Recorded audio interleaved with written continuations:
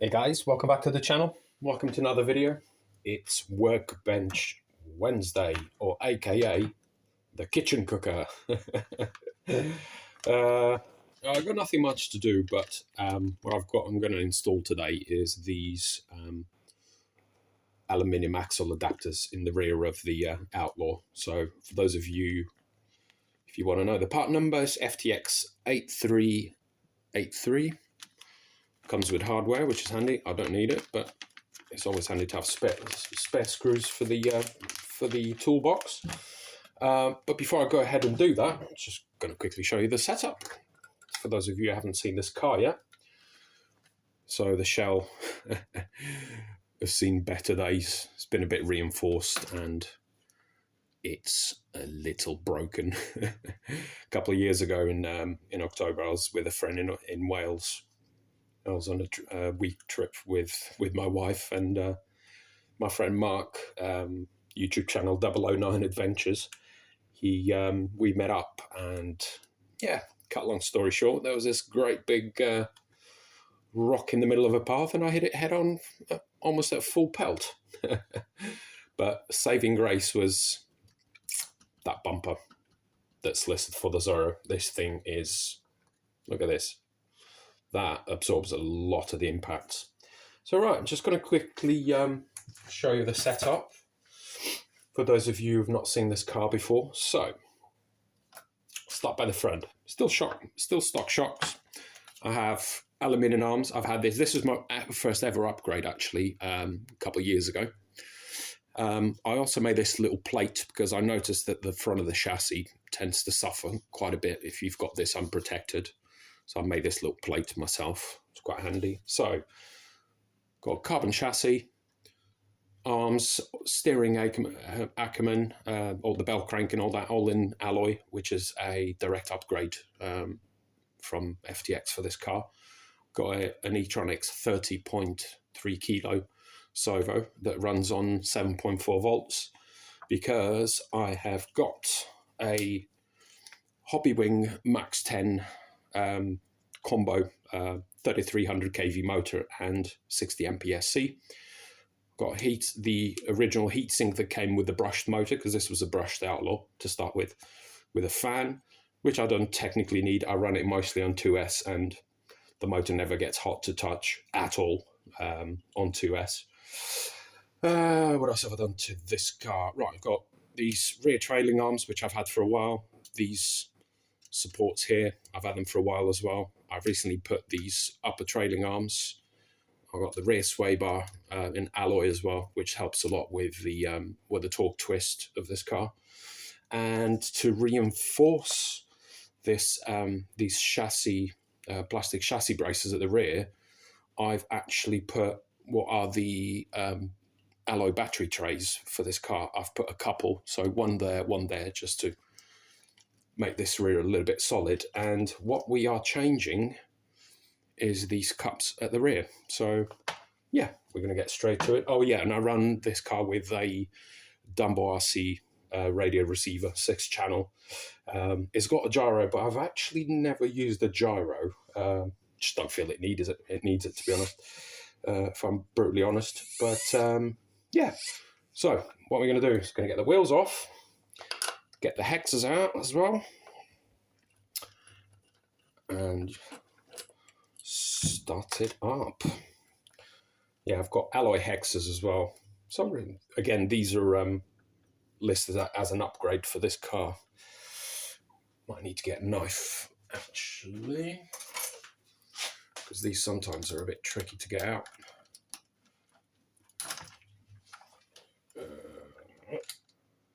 There we go. Right, so that's the hex. That's the pin. Just want to double check I'm getting this on camera. Yep, all on camera. Lovely. Now, 2mm hex driver. Also, this is a good exercise for you to check your bearings on the wheel here. I've had a change of bearings on this. Oh, by the way, happy birthday to the Outlaw. It's 3 years old this month. So I've had him since January 2021. It was my first RC back after being away from the hobby for probably over 30 years. I started off in the late 90s with a Tamiya. What was it, the model? It was a Blackfoot monster truck, like a 2-wheel drive thing, which I used to love. I still regret selling it, but yeah, I was away for the hobby for some time. So, right, let's pull these out. There we go. Let's check if the bearing's good. Yep, bearing feels good. Lovely. That's what we need. Obviously, when you guys, because it's quite easy to take the shaft out, just make sure that when you're putting the cup in, that you've got the shaft. Yeah, there you go, sitting inside the diff cup. So I'm going to get these out. And we're going to start mounting. I've been thinking, because there is, for those of you familiar with the Outlaw, there is an aluminium rear diff available for it. And on several occasions, I've been tempting to get one. But what's put me off is that it's 56 quid. But I will at some point this year get one of them. Because if you're familiar with FTX, they're not really renowned for hard bashers. So I tend to do more scale driving with this car. So I'm happy to have alloy in the rear, because for those of you who know, if you put too much alloy in a car, you're just going to be passing the stress point onto something else or somewhere else in the car. But as I said, I don't really bash this car very hard, so it's not really an issue for me personally. And I quite like the blue anodized. I think it looks cool. I wish they were silver. But yeah, it is what it is. Also, something I wanted to mention, because it's something I have experienced with regards to these arms and also these links. What retains the ball joint, particularly, I don't know if they've revised these or not, because this is the second set of trailing arms I've had. Not that they broke, but the problem was that the little retainer that holds the ball joint in place tends to come off, so it makes the whole thing really, really loose. So at some point, like I think it was last year, I bought another set of rear trailing arms in alloy, which are these ones, and I've had them for almost a year and they've been fine. Same with these links as well. So I don't know if it was just a problem with, I suppose you could call it version 1, but I've not had a problem with these. So just perhaps something to be mindful of. I mean, like I said, this is a basher, probably wouldn't matter too much, but if you start having stuff too loose, the car's just not going to behave in the same way, is it? Because you've got too much play everywhere. But other than that, I have to say that I've loved this car. I mean, I've got a Kyosho Mad Van and a rival MT10, and this is still my favourite car to drive, not because it drives better than the others, it doesn't, but in terms of scale driving, and obviously being a solid rear axle car, it drives completely different to something that has independent rear suspension. But I just love the way this thing drives. I absolutely love it. Every time I go out with it, I have an absolute blast. And yeah, it's just a car that I absolutely love. Ooh, that's interesting. Well done. Interesting, Mr. Bond. I wonder, was this shaft not supposed to...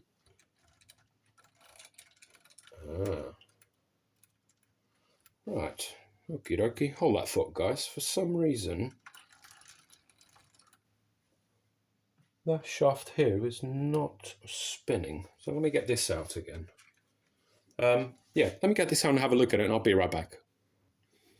Right, guys. So, I've worked out why when I was putting the screws and the shaft wasn't spinning, because, as you can see here, I had that screw in there, and this one here, which you guys can see is a little bit smaller. So this is magnetic. So the kit comes with 4 of these. I had these, and I think this must have been hitting something inside. So yeah, the shaft is now spinning. Right. So we'll go ahead and put everything back together. So that's going to go in the box. Where is the pin? There we go. So pin in. Let's put the hex in as well. I tend to sort of grab the tip of the shaft and then push with my fingers in, so you hear a little clip, and that means that the hex is fitted in properly. Right, that's that side done. Now I'm just going to put the wheel and the nut back together.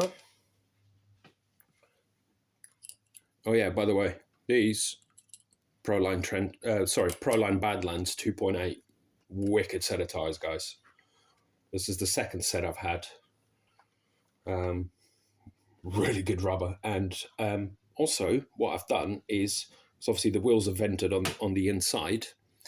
I've actually taped that hole and I've drilled the hole on the top. So what that does is stops dirt getting inside, and if any dirt gets in having the hole on the tire, you can just like put your car up in the air, blip the throttle 2 or 3 times, full throttle, and gets rid of all the crap in there, basically. Also, just wanted to give you guys a little tip.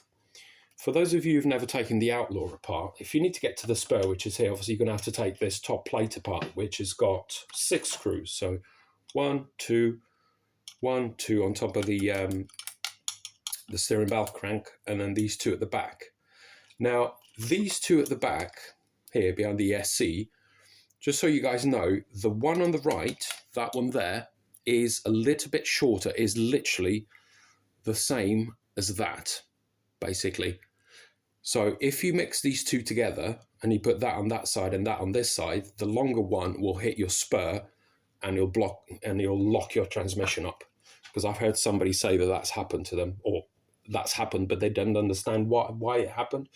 And I discovered that the hard way as well. I was doing some work on it a couple of years ago, first putting a metal spur and pinion, and when I put everything back together, I didn't realise that these 2 screws are different sizes. Car 1 minute was rolling freely. I put everything back together, had the car on the bench, and it just completely locked up. I thought, oh my God, what the hell's going on there? So yeah, this screw is smaller than the other 5. These 5 are the same size. This one's a bit smaller. And yeah, I run a metal spur and pinion as well. Also, what I run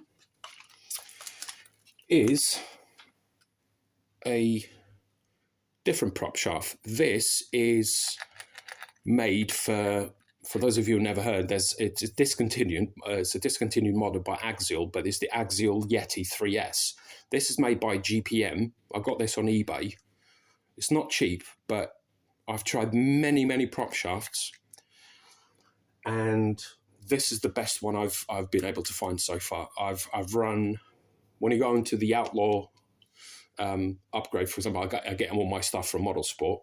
On their upgrade list, they've got this dry shaft for it, which is with U-joints rather than CVD like this one. But my advice, don't buy it.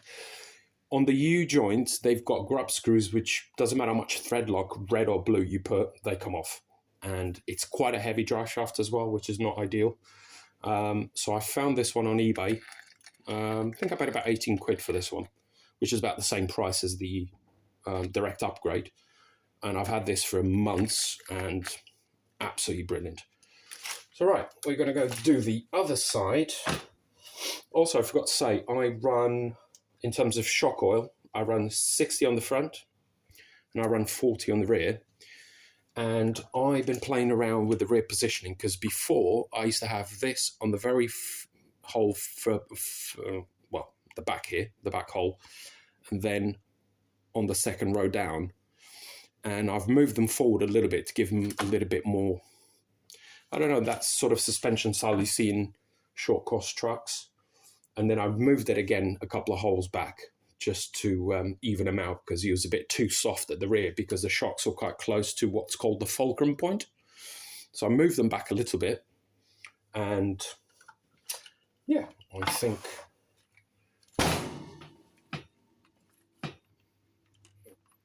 Oh yeah. 60 I thought was a bit too thick, but these are big bore shocks, and I even think the rears can take more than 40 weight. I'll be tempted to put 50 weight on it at some point. But yeah, so guys, we're going to do the other side, which pretty much the same as that side. So yeah, I think that's all I have to show you on the workbench today, or aka the kitchen cooker. So I hope you've enjoyed the video. Oh, also, before I go, my most recent upgrade before what I'm doing was the carbon fiber shock tower. Now, I reckon, because this carbon fiber chassis has been absolutely fantastic, it's got a little bit of flex to it, but given all the abuse, and it has been a little bit abused, this car, not too bad because I don't like breaking my things on purpose, but guys, look at this, even scratches and everything. It's never delaminated, no shards, even on the side here. I've heard people say that they put a little bit of super glue around the sides. I thought, but I've never really done it. But yeah, chassis is still great, and I've had him for probably be about three years in March. Yeah, it was one of the first upgrades I did. Yeah, in fact, it was the second upgrade I did. First was the arms, and then there was the chassis. So yeah, guys, hope you've enjoyed the video, and yeah, hope you found it useful, especially if you're new to the hobby or new to this particular model. So yeah, hope you guys enjoyed it, and yeah, I'm going to see if I can get this out this weekend. The weather's turned drier here in the south of the UK. It's cold now, but it's nice and sunny, so hopefully I'll be able to get out with this car on the weekend. So thanks very much for watching, and we'll catch you in the next video.